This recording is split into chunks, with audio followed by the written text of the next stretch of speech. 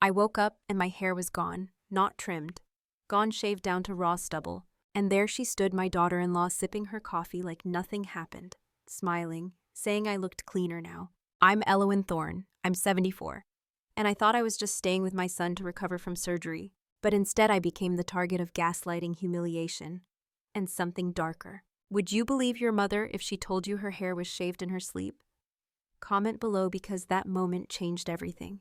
The house was quiet in the kind of way that didn't feel peaceful. It was sterile, structured, too tidy to be lived in, too curated to be warm. Even the guest room I was assigned felt like a showroom. Beige walls, straight lines, no photos, no books, no softness anywhere except the throw blanket folded so perfectly I didn't dare use it. She had a hand in all of it, I could tell. The sheets smelled like fabric softener, too sharp, too cold. The air purifier buzzed constantly like it was scrubbing out any trace of me. My walker didn't fit through the bathroom door easily. Every movement I made echoed. I felt like an intruder in a place I had been invited to on paper. He was kind, at least. Julian.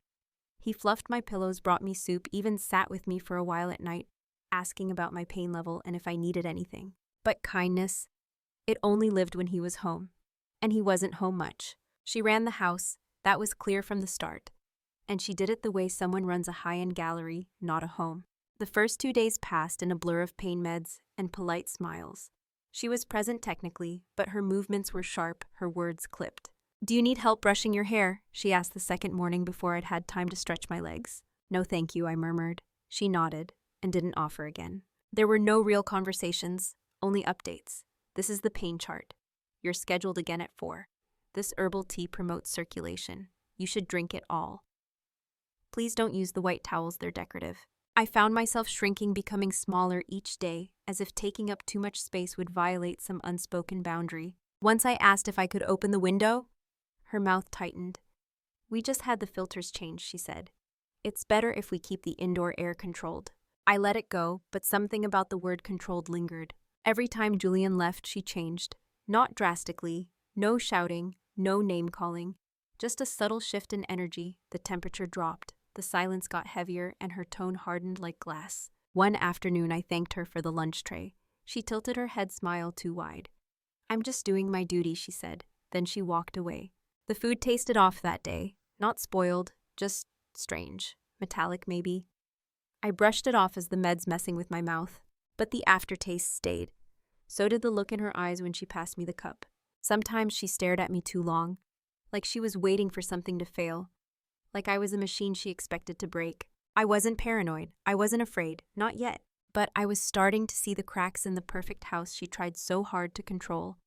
And I knew if I didn't watch carefully, I'd become part of her narrative, not my own. It started with the pills. She always insisted on handing them to me herself. "At your age, it's easy to forget," she'd say, placing the tiny white tablet in my palm like it was a gift. At first, I didn't think twice. I trusted the routine. She'd bring a glass of water, watch me swallow it, and say something like, "Good girl, now rest." Always with that voice, low syrupy, with something sharp underneath. But by the 4th or 5th day, something felt off. I'd wake up groggy, like my head was full of fog. Not painkiller fog, thicker, heavier. I started forgetting what day it was. Once I mixed up breakfast and dinner. Another time I nearly poured juice into my tea. That wasn't like me. I'd always been sharp, painfully aware even. But now I'd lose my train of thought mid-sentence, and her face would light up as if she'd been waiting for it. "You've been forgetting more lately," she noted one morning, stirring her collagen smoothie without looking up. "Maybe we should schedule a memory test, just to be safe." My throat clenched. I told her it was the medication making me drowsy. She raised an eyebrow. She said. "That's strange. You're only on half the prescribed dose." I knew that wasn't true. My surgeon had told me clearly 1 tablet every 12 hours, not 1 every meal. But she always brought them in pairs. 2 pills 3 times a day, and I'd swallowed them all. That night when Julian came home, I tried to mention it, carefully, without accusing. "She's been giving me more than the bottle says," I said. "I'm sure of it." He looked tired. He rubbed the back of his neck. "Mom," he sighed. "Brielle works in medical PR. She double-checks everything. I think maybe your sleep's just been off." He meant well, but he didn't hear the things I heard. He didn't see the way her eyes glinted when I stumbled on my words. The next morning, she brought me a new pill. It was different. Not white, light blue oval, unfamiliar. She dropped it in my hand and smiled like she was doing me a favor. This one helps with your nerves, she said. Dr. Layton recommended it for the post-op mood swings. I didn't remember any Dr. Layton, but my knee ached, my head throbbed, and she stood there watching. So I nodded, swallowed, and the world tilted just a little, just enough. The worst part wasn't the pills. It was the way she looked at me like I was already halfway gone. She stopped asking questions and started offering answers I never gave. I already told you, she'd say when I asked where my robe was. You must have forgotten. Once I asked her twice in the same afternoon what day it was. She paused, tilted her head, and gave me the kind of smile you reserve for people you don't expect to come back from something. You really don't remember, she whispered. Her hand brushed my shoulder. You should talk to Julian about that. I tried. That evening, as he helped ice my knee, I mentioned how strange everything felt lately. He nodded gently, but he didn't look up from the bandage. She's been worried about you, he said softly, really worried. She thinks maybe this recovery's been harder on you than expected. I stared at him. Julian. I'm not confused. Something's wrong. I'm not making this up. He patted my hand, and that hurt more than anything else, the way he consoled me like a child with a nightmare. She says you've been mixing up names, forgetting conversations. Look, Mom. Brielle's been trying her best. She's not trying to upset you. That's when it hit me. She'd been narrating my story for me. And Julian, he was starting to believe it. The next day I found my phone locked in a drawer. When I asked about it, Brielle frowned and said, You must have forgotten where you left it. I'll look later. She never did. Then came the whispering. Phone calls in the kitchen late at night, long tense silences when I entered the room, muted screens that went black too quickly. I heard her say my name once, cutting and low. I can't take much more of her. She's slipping and he refuses to see it. A beat. Pause. No, she doesn't suspect a thing. She can barely keep track of breakfast. I stood there behind the pantry door, heart pounding in my chest. I clutched the edge of the counter to stop myself from shaking. She wanted me to loosen my grip. She needed it so she could rewrite me as fragile, feeble, fading. And Julian, my own flesh and blood, was listening more to her than to the woman who raised him. I wasn't just recovering, I was being erased. If she wanted me confused, I'd give her confused. Not because I was, but because she needed me to be. And I needed her to let her guard down. So I started forgetting things. On purpose. Just small things. The day of the week, where I put my socks, what time dinner was. I'd repeat questions twice, sometimes 3 times. Once I called Julian Bennett at the breakfast table my late husband's name. The look Brielle Carmichael said, I murmured, folding and unfolding the page. It all gets jumbled in my head now. Julian looked up from the couch, eyebrows drawn with worry. Mom, it's okay. We go over everything together. I nodded slowly, feigning defeat. But maybe if I could record things, something simple, just so I can play them back when I forget. He hesitated, then softened. You mean like a little voice recorder? I kept my eyes wide, childlike. Yes, dear, something easy to use. I won't mess with the settings, just record and play. By morning, an online order had arrived. Small, sleek, 1 red button. Julian even showed me how to use it twice. That night after they went to bed, I slipped the recorder under a cushion on the armchair, pressed record, and waited. The air felt electric, like a storm was coming. But this time, I wasn't just a bystander. I was listening, and the story was about to change. She started cracking, not loudly, not all at once, but in the way mirrors do, quiet, sudden, irreversible. It began with the phone calls. She used to keep them behind closed doors. Now she'd take them in the hallway, one hand gripping the banister, the other pressed tightly to her ear. Her voice dropped into a whisper. But I was ready. I sat nearby, my knitting needles clicking without yarn, the recorder hidden deep inside the cushion behind me. Just give me 3 more days, she hissed. I said, I'm handling it. No, he doesn't know. Neither does she. She can barely finish her cereal without blanking out. Pause. A deep exhale. I told you, Lorenzo, I'll get it from the trust account if I have to. My fingers froze midair. Trust account. I didn't know what shocked me more, that she had debts deep enough to need Lorenzo, or that she was considering stealing from Julian to pay them. I pressed stop. My heart was racing, but I smiled politely as she walked past, sunglasses covering eyes that didn't hide panic. From that day, she became a storm barely contained in skin. She'd leave in the mornings and return jittery skin, flushed or sickly pale, snapping at Julian over the smallest things. One night, I heard her yelling through the wall. I am drowning in this house. You think she's helpless. She's not helpless, Julian. She's watching me. He tried to calm her, tried to pull her back. But even he couldn't ignore the chaos bleeding through the cracks. I waited for silence, then slipped into the hallway, placed the recorder by their bedroom door, and let it run. The next morning, she dropped a pill bottle on the kitchen floor. I picked it up. There was no label, just a string of numbers and a dosage that looked wrong. She snatched it from my hand. "Don't touch what you don't understand," she snapped. But it was too late. I'd already seen the initials carved into the bottom, not hers. Someone else's prescription. Someone who wasn't in this house. I made a note, photographed it later while she was in the shower. Her laptop came next. She forgot to close it before rushing out one afternoon. Online gambling sites, wire transfers, emails from creditors, a browser search, how to hide financial abuse from a spouse. Each click, another nail in the coffin she was building around herself. And I was documenting it all, because when the moment came, when the curtain dropped, it wouldn't be just her word against mine. It would be her voice, her choices, her ruin. The house was quiet again, but not the peaceful kind. It was the kind of silence that presses against your ears, waiting to be broken. I sat by the window, wrapped in a shawl too thin for the chill. The sky outside was lavender gray soft with early snow. In my lap, the recorder rested like a loaded weapon. My fingers traced its edge, smooth, simple, powerful. Across the room, my reflection in the darkened TV screen stared back, a pale woman's scalp. Bare beneath a growing shadow of silver eyes steady. I didn't look broken, not anymore, not like that morning. The first time I reached up and felt only stubble and shame. That version of me was gone. She had made sure of it, Brielle, with her soft voice and poisoned hands. She tried to turn me into a ghost while I was still breathing. And Julian, God help him, he let her. Whether by fear or by choice, he looked away. But now he'd have no more illusions to cling to. No more, maybe it was the meds, or she didn't mean it. Not after he heard her words, her voice, her threats. I closed my hand around the recorder. It fit perfectly, like it had always been meant for this. The family reunion was in 2 days. Everyone would be there, even the ones Brielle pretended to respect. She would smile, she would lie, and I would press play. I planned everything while pretending I remembered nothing. 2 days, that's all I needed. The family was due Saturday afternoon. A casual gathering, Julian's idea to lift my spirits after surgery.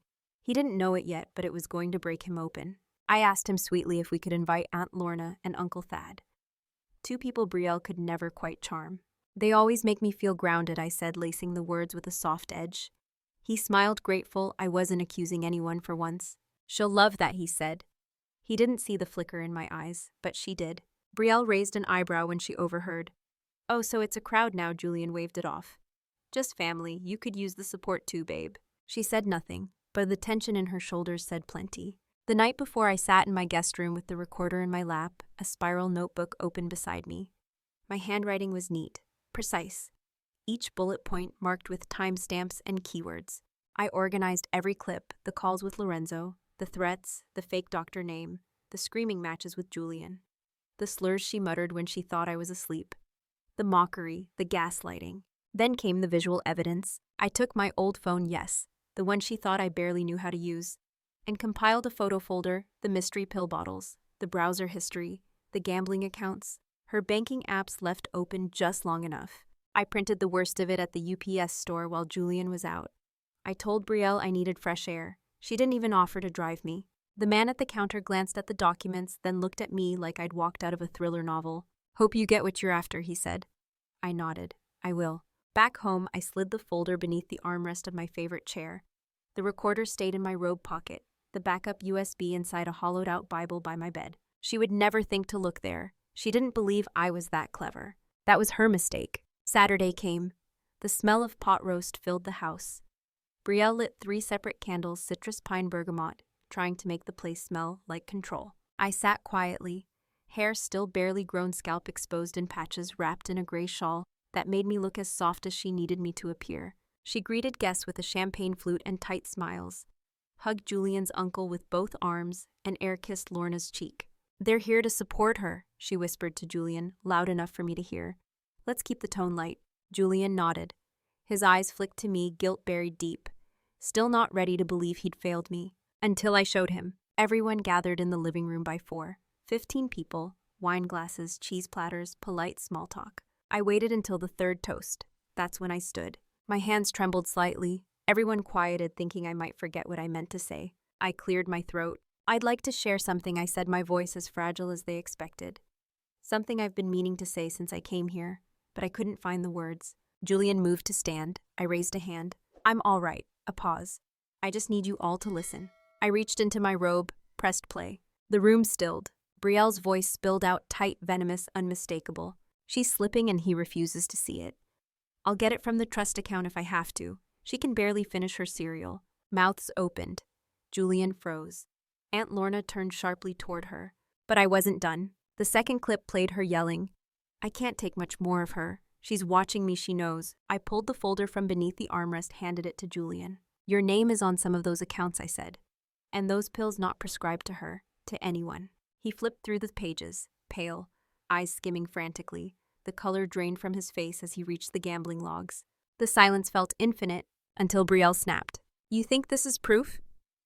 She grabbed the folder. You believe her over me. She's confused. She's old. She's vengeful. Her voice cracked like breaking glass. I was protecting this family from her delusions. No one moved. Even her own mother, who had just arrived late, stood rooted near the doorway, staring at her daughter like she'd never seen her before. Julian's voice came out hoarse. Did you drug her? It wasn't loud, but it was enough. Brielle didn't answer. Didn't have to. The tapes already had. She turned to me, eyes blazing. You think you've won? I didn't speak. I just reached into the hollow Bible, pulled out the USB, held it between two fingers, silent, unshaking. She left within the hour. No bag, no goodbye. Just her keys thrown on the counter and the door slamming behind her. Julian followed, said nothing, but his hands were shaking. Later that night, he sat beside me with a glass of water he didn't drink. You were right, he said, over and over. You were right, and I didn't see it. I said nothing. There was nothing left to say, only what came next. She didn't come back that night, not even to collect her things. Julian stayed on the porch until midnight, staring out at the dark like it held an answer.